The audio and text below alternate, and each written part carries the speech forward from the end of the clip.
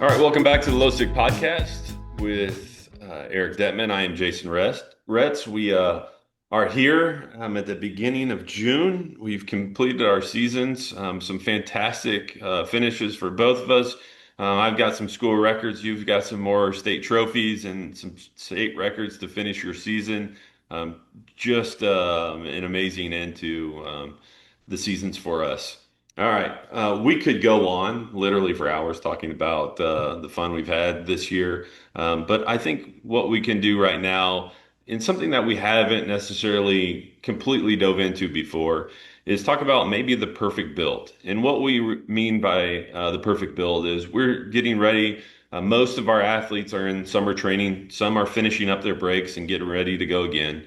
But what would it look like for us as coaches to have our athletes have the perfect build going into cross country and into their state series all the way to the end? Now, we're going to focus more on what the summer potentially looks like or what we would expect for that perfect build. But I think as we talk, you're going to see you could extrapolate this all the way to the end of the season and possibly into their careers as we go. So we've talked about this a little bit. When I say to you, what is the perfect build for your athletes over the course of the summer? What's the very first thing that comes to mind for you?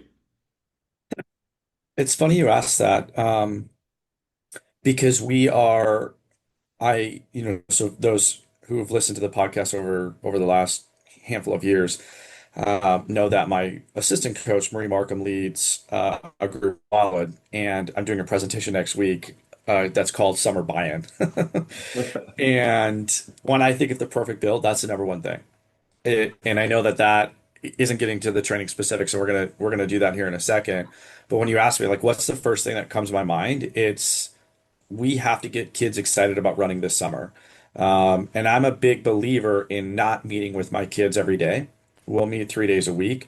So I need to find a way to get them excited about running on Tuesday, Wednesday, and Friday when we're not meeting. So for me, that's step number one of the perfect build. And it has nothing to do with workouts. It has nothing to do with threshold or long runs or tempos or anything like that.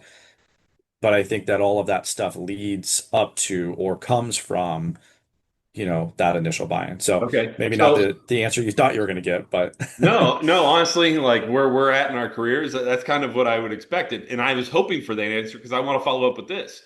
I'm the same way, right? If they're smiling and they're happy, like that's the number one thing for me. And we're on the same page for that. But year one, Eric, going into his first summer, head coach upcoming for his next year, what was the first thing you would have thought would have been the most important thing for your summer buildup?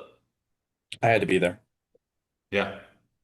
That was my number one thing is like I felt I needed to be there every day. And I wasn't a head coach when I first came, but I remember my first day we had 6 athletes or 8 athletes, something like that. And I'm like, oh my gosh, what did I get into? Like being a part of the York program, we would have 200 kids every day come out to summer practice. So I felt like I needed to be there to start that culture. And maybe in some ways, like that was the case. I was like a first year coach hoping to kind of put the imprint on their program is, you know, I got to be there. And that's dramatically changed. I trust my kids with all my heart. And I know that they're taking care of business and the results speak for themselves because they are doing that. But yeah, when I first year Eric, I had to be there every day. What about Now, you? Because you're you've been doing this for a while too. Like, right. I'm curious of your answer with that. No, I honestly, I had a little bit different of an answer, but my answer would have been I need to make sure I am giving them what they need to do the way I want it done. I need to make Mhm. sure they have in their hands exactly what I want them to do to make sure that they know what to do. Yeah. Almost like they don't know anything. But I agree with you. In the same regard, I felt like I needed to be there all the time. But I would argue this. If you're a new coach at this or you're a veteran coach, I think you may agree with us here. Those moments of us being there all the time were necessary to get the weight of the ball pushing so it started rolling downhill. Mhm. Totally agree. And it's funny too, Jason, you're just mentioning. it brought this funny story that happened yesterday at practice to my head, getting kids to do things exactly the way you want them to do.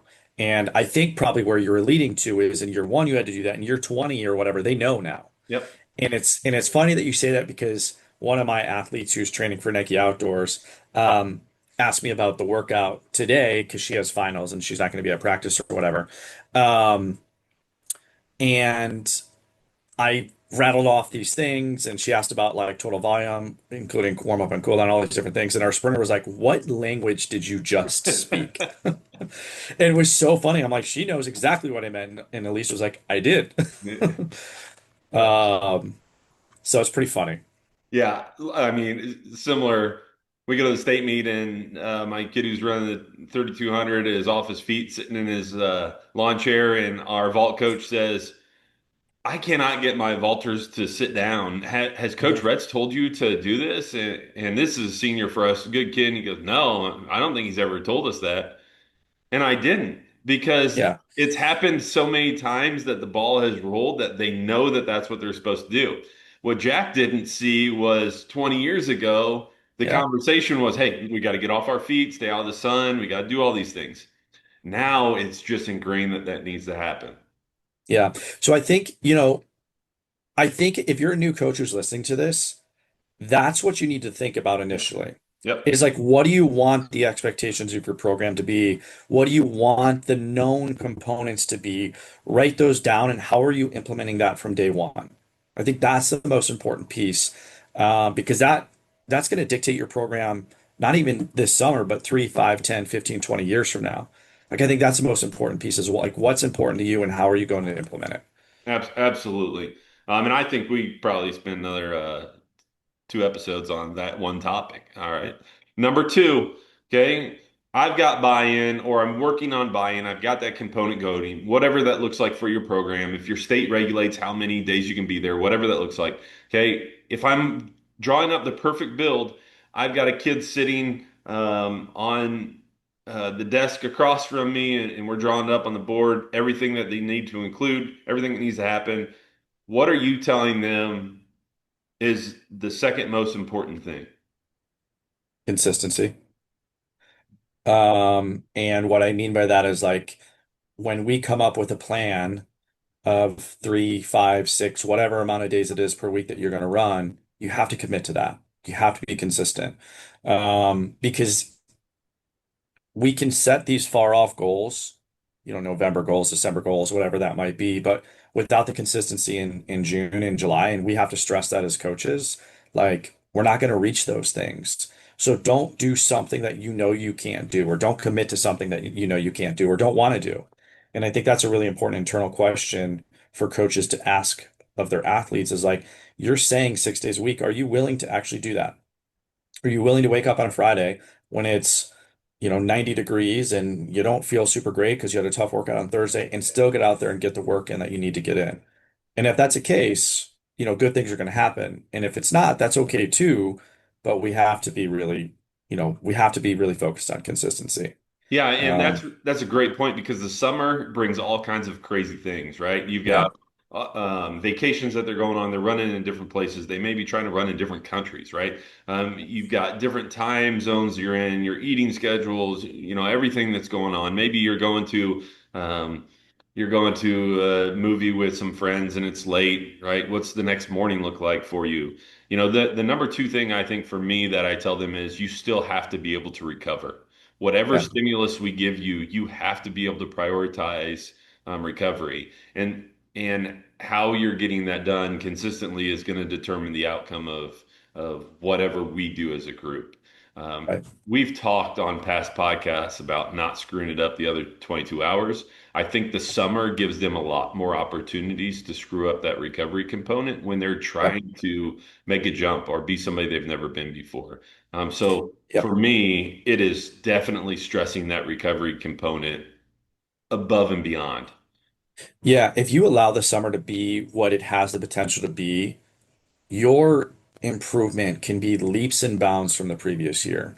And I believe that, right? Not everyone's path is the same. Not everyone's journey is the same. Like some people might struggle through the summer or have things that come up that prevent them from running as fast as maybe they wanted to. But it's the one time period for high school kids where they don't have all of these other responsibilities around them.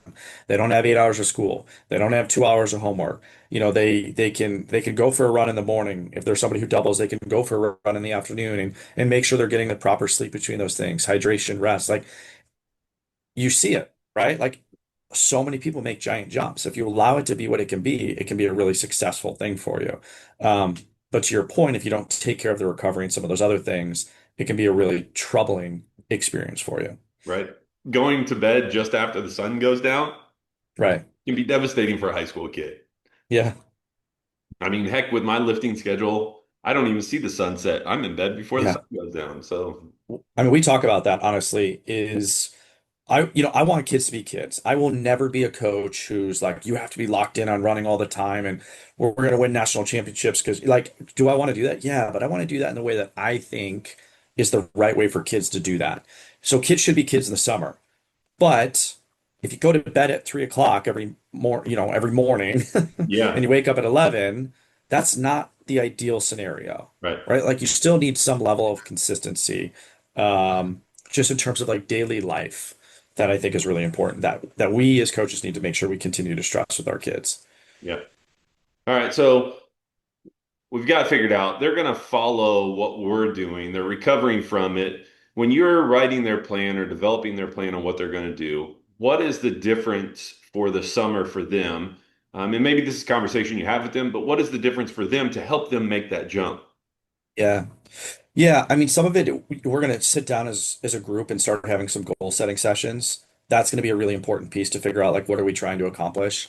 And I always love to include some of our younger runners who I think have the ability to make that jump because I want them to see the way the upperclassmen think. But with those individual kids, we will start having conversations of what's the appropriate mileage for them, what's the appropriate, days or sessions per week for them. And what I mean by that is I'm actually a big believer, I know people will run X miles in the summer, X miles in the fall, and then they'll increase in that winter and in that spring. I don't do that. So I'm a big believer that if we're going to run 50 miles a week in the summer and the fall, we're going to run 50 miles a week in the winter and the spring. And my thought process around that, whether it's right or not, is that as high school kids, I'm allowing them to adapt to that volume for a long period of time to ensure that their body can actually handle that. So I have multiple data points in terms of seasons of like, was 50 the right number, or should they have done a little bit less? And we'll have some conversations like, how did you feel over the span of that time period? How did you feel when we started adding workouts? How did you feel when we started adding racing? Right? There's all these different stimuluses that we're adding over the course of these couple of seasons, and then we'll build based on that. And it won't be, 50 and we'll increase, 10 or 20% from one season to the next, but what feels appropriate? Yeah, And I want the kids to choose that. Like you rarely will hear me tell a kid, okay, you ran 50 miles a week this summer, so that means you're going to run 60 next summer. Some kids they know, like I'm just going to go up by 5, right? Our girls don't run very much, so it might be 30 to 35, but I want them to say that because I believe that they're going to buy into that. yeah. And that's a big part of our summer conversation. How about you? Yeah, I couldn't agree more. And I am not a 20% person on jumps. I honestly, the conversation is I'm not going to limit what you think you can handle and achieve if you've locked in on figuring out what works for you. So, for example, if you've got an athlete who maybe through the winter and track season went 50 miles consistently, right? I'm also not going to tell them 20% increase is what needs to be. Look, if you've locked in and you figured out that this works, we could go to 70. Right, Maybe we go to 55, right? I'm not going to set that number. I'm going to have that conversation with that kid. Like, what do you feel comfortable? Who do you want to be? What do you want to achieve? More isn't always better, but we are right. dealing with high school kids. Most of our high school kids can handle a little bit more and still see success. I Hold I tell them, somebody who's been a professional distance runner and they're almost 35, 40 years old, they don't increase their mileage by 20% every year. I said, but you're Right. not to the point all of my athletes are not to the point where a little bit more isn't going to be a positive change. Right. And I heard a coach speak at a clinic one time, and it's really resonated with me is that like I think because of you have this access to information these days, and you see that this kid's doing this or this kid's doing that, like, oh my gosh, X, Y, and Z is running 80 miles a week. I should be running 80 miles a week. Well, if we bump to 80, and let's say you do that for 6 weeks, and then you're hurt for 3 weeks because it's, such high mileage, you need to look at that over time, right? 80 miles per week, but you only do it for 5 weeks because then you get hurt as 400 miles. But Yep. if I run 50 miles a week, for 10 weeks, it's 500 miles, right? So I'm doing more volume and I have no gaps or breaks. So let's err on the side of caution. And I've made this mistake where I've allowed a kid to do a little bit too much and they've gotten hurt. Let's err on the side of caution Yeah. and try to ensure that we have that consistency because that's going to be better than stacking 80 miles a week for 5 weeks and then getting hurt. Right. I want to turn them into who they want to be, not turn them in who I think they should be. Right. And I think And I there's a think, huge difference between those two things. right. And I think it's important too, like, just because you say you want to do more doesn't mean you get to.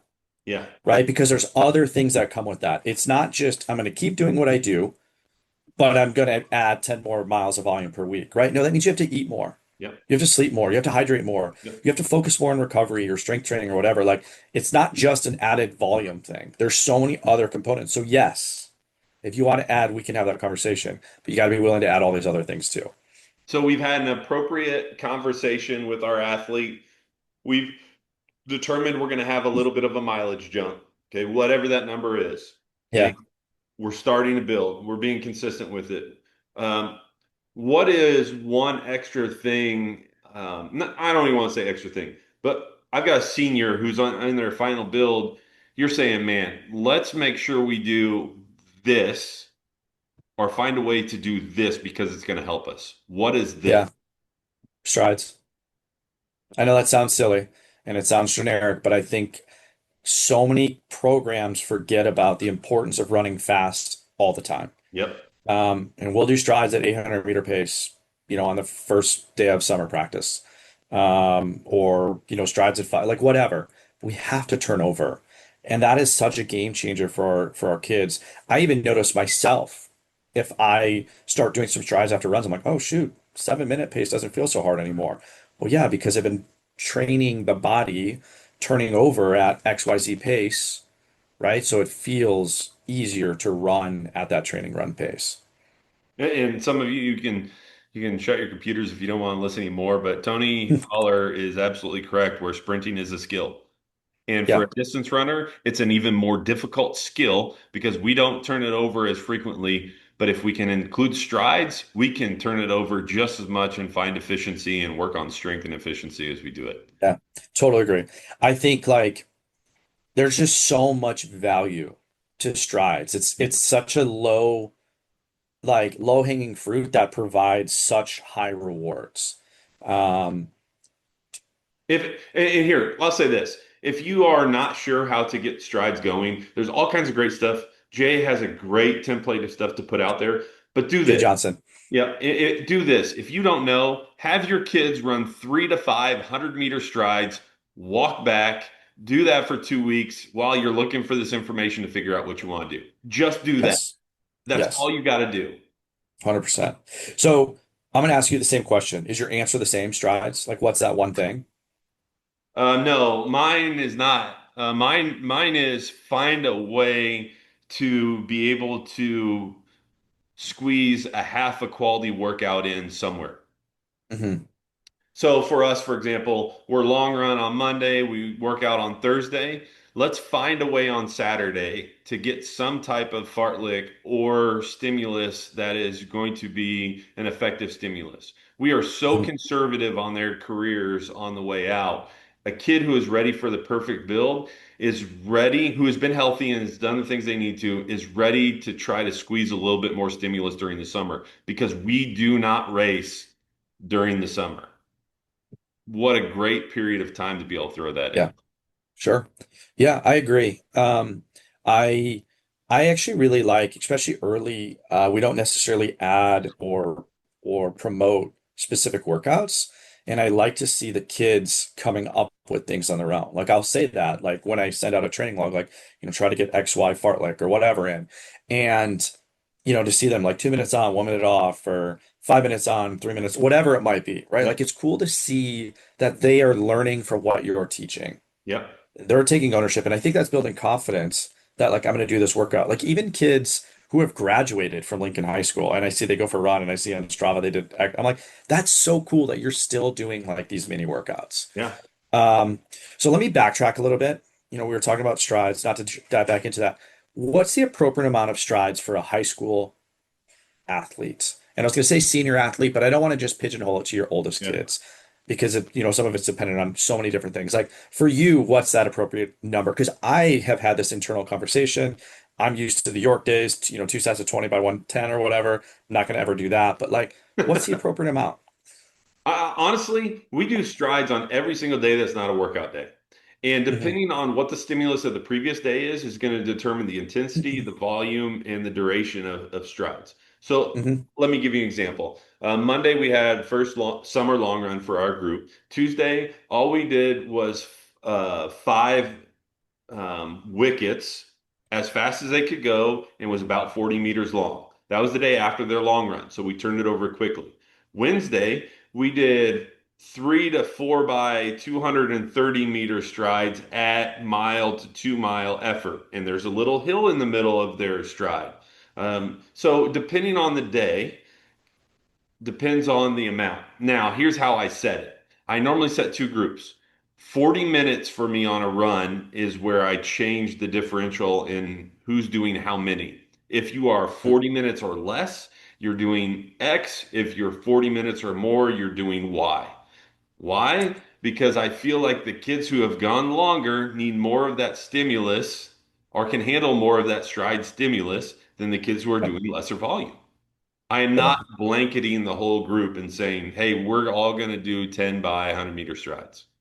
Yep. It's going to vary based on what the previous day gave us. Sure. Today we had our first threshold workout. They did a distance. It was roughly 800 meters at threshold. Tomorrow, we will probably do 5 to 8 by 100-meter strides that have a little bit of a decline at the very beginning, so they start to turn it over as they go. That's it. Why don't you do strides on workout days? We I don't do. either. Oh, I thought you said Well, you. they warm up. As they warm up, Sure. we're getting our strides in. Back end. Do you ever do strides on workout days? No, because we do strength stuff after we get done running. Okay. Yeah, I don't think there would be harm to it. I know a lot of Yeah. people that do it. But we most of our workouts now I'll phrase it this way also during track season we're finishing with 150s or 80s almost always. Yeah. So by definition it's not a stride, it's part of our workout, but we're almost always finishing faster than an 800-meter race pace on every single workout during track season. Sure. Yeah. That makes sense. We're pretty similar. Other than some big threshold days. Big threshold days, Yeah. we take care of it and then we're done. We Yeah. go lift. Yeah. Yeah. So what is your perfect volume for strides? Well, that's a good question. It used to just be four, and then I was like, I just feel like we can get more out of it than a quarter mile. So now we'll go up to as many as 10 for some of our like our higher volume boys. I would say the sweet spot for most kids is 6 to 8. And we'll progress. Like it might be 5K, 5K, 3K, 3K, 15, 15, 8, 8, or something like that. But that's dependent on like the day and what we're trying to accomplish and kind of where we're at the season as well. Do you vary the Um, distance of the strides or do they stay the same? Historically, it's 100 meters. After workouts, we'll do like 150 sometimes, but I would say historically it's almost always 100 meters. We'll do other stuff. Like when we do like a wicket specific day, that's going to be shorter, faster, explosive stuff. But when I'm talking a stride, it's 100 meters. Yeah, yeah, absolutely. Yeah. All right, so you've added strides. I've added a little bit of a stimulus of a workout, and we let's go back to that a little bit. We talked about adding that. My idea that I include with the kids is very much like yours. Hey, the last 20 minutes of your run on Saturday, let's just get spicy a little bit. Let's turn Hmm. it into some type of fartlek. If you feel good and you want to go minute on, minute off, or you want to go 2 minutes on, minute off, I don't care. Let's just Yeah. get 20 minutes total time, rest included, worth of something at the end. I think that's where I can squeeze, or you could squeeze a little bit more out of that veteran kid to try to build a little bit more. Right. You have such a long training block without racing. Yeah, Let's take advantage of that. I agree. Yeah, I agree. And a little bit of hard running then is not gonna prevent you from running hard months from then. Because Right. yeah, I agree. Okay, so those are three big pieces for us for a perfect build. Okay, how do we checkpoint along the course of the season to know that we are continuing to create that perfect build? I think it's going to be consistent check-in with your kids, right? So it goes back to some of what I was talking about earlier of like we've set these goals, whether it's end of season performance goals or summer build-up goals. Like, are we doing that? And if not, do we need to make adjustments? But I also think it's like, how are you feeling? Like, how are you responding to these things? Because the nice thing in the summer is you can toy around with certain things without really having negative effects. So let's make sure that what you're doing is making sense. Do I feel really good? Should we go up a little bit? Sure. Do I feel really good? Should I add a little bit more workout? Sure. Am I really, really tired? Let's cut back. Yeah. Okay, so I'm the athlete, right? I'm the athlete. I'm going, coach. I am a little bit tired after what I've done. What's the subsequent questions that you're going to ask me? Yeah, I mean, some of it is going to be like a lot is going to be around hydration, sleep, and nutrition. Are you taking Right. care of those things? And if the answer is yes, okay, then let's talk about cutting, right? Like you talk a lot about like every 4 weeks you're gonna cut down a little bit. To some extent I believe in that. But I think once you get to a certain place, you don't every 4 weeks have to cut back. But if you are starting to feel tired, yeah, let's take a bit of a recovery week. Like if you're running 40 miles a week, let's run 32 and see if we can get the legs to freshen up a little bit. Or let's eliminate workouts that week. We can still get the volume in Yep. because we think that that's important, but let's eliminate some of the harder stimuluses and see if that can get things going, right? There's just a lot of things we go. You might be have a little bit of a bug, like a little bit sick, right? So there's a lot of different questions that we're going to ask to try to understand what's going on. But I don't think it's a time to panic. I think that's the number one thing. Like we don't got to change everything because there's one week that didn't go as well. And I think you bring up a great point. If you're a coach who's listening to this, or you're wondering whether you need to just throw it away and start new, the answer is you need to ask a million questions. Like Right, you need to be able to answer those questions. And if you don't have the answer to those questions, don't be afraid to ask somebody. Um, right. like, hey, this person is not responding. They've done this, this, and this. Because I may text Eric Dettman one day and say, what do you think? What am I forgetting to ask? And Yeah, maybe that is it. Maybe you say, hey, they're gonna be a little tired. They just went up with their long run volume. You just added 10 more minutes worth of threshold work this week. Absolutely, they're gonna be tired. Okay, right. what are you gonna do next week because of the change that you're making this week? 100%. Um, ask the questions. Ask the Yeah. questions. Yeah. Are Most there any I important. missed? Yeah, exactly. So many things could potentially be the answer. Heck, we Yeah. just had the smoke roll through from the wildfires in Canada, and I got a girl with asthma who's freaking out because she can't even run a threshold pace for 2 800s, and I'm like, "Did you even look at the air quality for today?" She's like, "No, Yeah. they're still coming through. It's supposed to clear out by Friday." She's like, "Okay, now I feel better about it." Right? Like Yeah. just simple questions help them keep their heads on straight. Totally agree. Okay, so I get the cross country season. I got my build going. I'm so excited. I'm a completely new person. What does my first two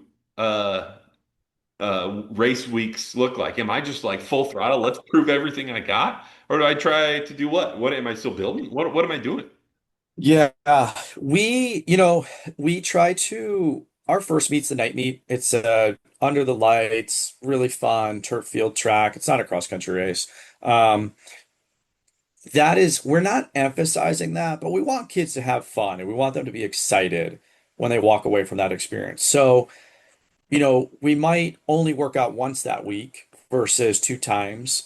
We might work out on Tuesday, which is kind of sort of what we do before the state meet. We'll work out Tuesday and, compete on Saturday.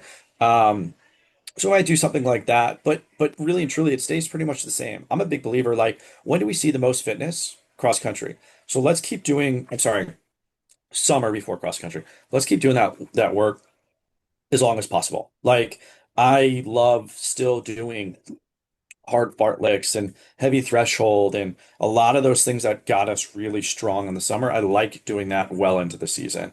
And I think our kids have responded really well to that. And then you look at when we start, focusing more on 5K specific, 3K, whatever it might be, kids are dropping quite a bit of time by the end of the year. And that to me is really exciting. So, So I yeah, won't those first couple know. weeks gonna look similar. Yeah, so I won't know if my build worked until November, is what you're telling me. Yeah. I mean, yes, I just posted about this on my Instagram the other day about the state meets. Like, state meets are hard, right? Track and field, cross country. You're training for 6 months, 5 months, whatever that number is, for 1 or 2 days in the hopes it's going to work out. And you can have an idea that Yep. it's going to work out because of things that you've done over, that last handful of years as a new coach. If you're brand new, like, I hope this works, right? But like, if you trust what you're doing, if your kids trust what you're doing, you're probably going to be pretty happy with the results. Yeah. And if it doesn't go the way that you want it to, that doesn't mean let's scratch this and rewrite everything. Like, I think back to a couple years ago, track and field state meet, like, our distance runners did not have the season that I thought they would. And that falls squarely on my shoulders. And I did not scratch everything. We made a couple of adjustments. And the previous 2 years after that have been probably the two greatest distance seasons we've ever had. So I think that's a really important reminder. Yeah. And I honestly believe, as a coach, you've got to really sit back and reflect and figure out what you did. This is a great Yep. time as a coach to look at I know it seems like an eternity ago, but what happened last summer? You look Yep. at the results of the end of the year. Did everything go as planned during the summer, or were there hiccups, or would you have changed something, right? Because we often forget about the build when we look at the result. The build is Right. the most important part. Totally agree. Um, all right. So here's what we're telling you. You're gonna make changes, you're gonna do all these positive things, and you're not gonna see results for a while. Hmm. Incrementally, you may see some results, but you got to stick with it. You got to have belief in what you're doing, and your kids will do the same along the way. And that's 100%. super important.